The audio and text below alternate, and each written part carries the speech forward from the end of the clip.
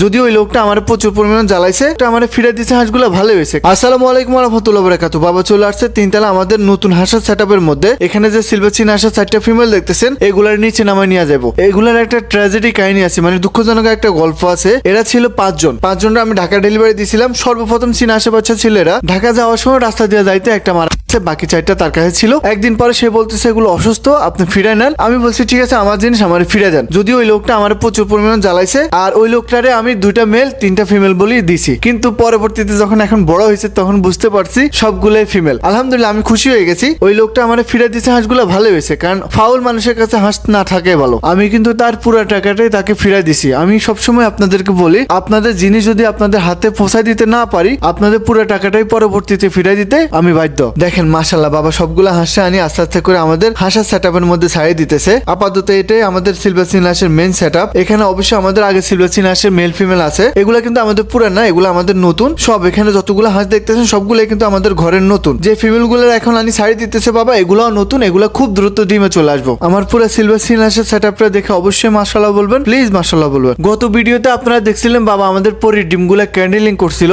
এখন ওই ডিমগুলা থেকে বাচ্চা ফুটে বাইরেছে। মাশাআল্লাহ মাশাআল্লাহ, দেখেন পরীর তিনটা বাচ্চা ফুটেছে, এমনকি বাচ্চাগুলো পুরো গুলু। বাবা বাচ্চাগুলারে হাজির মধ্যে নিয়ে আনিছে। আর একটা ডিম সম্ভবত নষ্ট আছে, ওই ডিমটা আরো ফালাই দিব। জাপানিজ ব্যান্থাম এমনিতে অনেক ছোট, এরপরে বাচ্চাগুলো আরো বেশি ছোট। বাবা বাচ্চাগুলো নিয়ে চলে আসছে আমাদের শৌখিন মুরগির সেটআপের মধ্যে। আর এগুলারে নিচে নিয়ে আসার পিছনে একমাত্র কারণ হচ্ছে এখানে 3 পিস বাচ্চা পড়ছে। এবার মেলে যদি এই 3 পিস বাচ্চার ক্ষতি করে তো সমস্যা হয়ে যেতে পারে। এই কারণে এদেরকে এখানে নিরিবিলি রাখি দিছে। এই মোড়কটা এদেরকে আস্তে আস্তে করে এখানে বড় করব। আমি প্রথম থেকে বলে গেছি আমাদের হোয়াইট জাপানিজ ব্যান্থাম গুলা নিজের ডিম নিজে ফুটা, এমনকি নিজের বাচ্চারা নিজে সুন্দর মতো বড় করতে পারে। বাবা কার্টুন ঠিক করতেছে, আশা করি বুঝতে পারছেন। আমাদের ঘর থেকে আজকেও কিছু মেহমান চলে যাব। বাবা চলে আসছে তিনতলা আমাদের নতুন সেটআপের মধ্যে। এখান থেকে আমাদের কিছু দেশি মুরগি এমনকি দেশি সাদা যে মুরগিগুলো আছে ওইগুলো যাইব। বাবা 2টা দেশি মুরগি, একটা সাদা একটা কালো মুরগি ধরে নিচে নিয়ে চলে আসছে। নতুন কিছু ফার্মি হয়েছিল না মাঝখান দিয়ে, ওইগুলা এমনকি এর সাথে কিছু হাঁস আছে আর দেশি মুরগিগুলা মোটামুটি অনেকগুলো একসাথে এক ভাই নিতেছে ফেনি থেকে। ফার্মি গুলার প্যাকেট করার পর বাবা হাঁসগুলার প্যাকেট করে নিয়েছে, এমনকি দেশি মুরগি সবগুলার সুন্দর মতো প্যাকেট করে নিয়ে বাবা নিচে নিয়ে চলে আসছে বক্স গুলারে। এর আগে বাবা বেশিরভাগ সময় বক্স নিয়ে নিজে হাঁটি চলে যেত বাজার পর্যন্ত, যেহেতু আজকে অনেক বেশি এই কারণে চিনজি খবর দিছে। এখন চিনজি নিয়ে বাবা চলে যাবো বাস স্ট্যান্ডের উদ্দেশ্যে। দোয়া করবেন যাতে সহি সালামতে এরা পৌঁছাইতে পারে।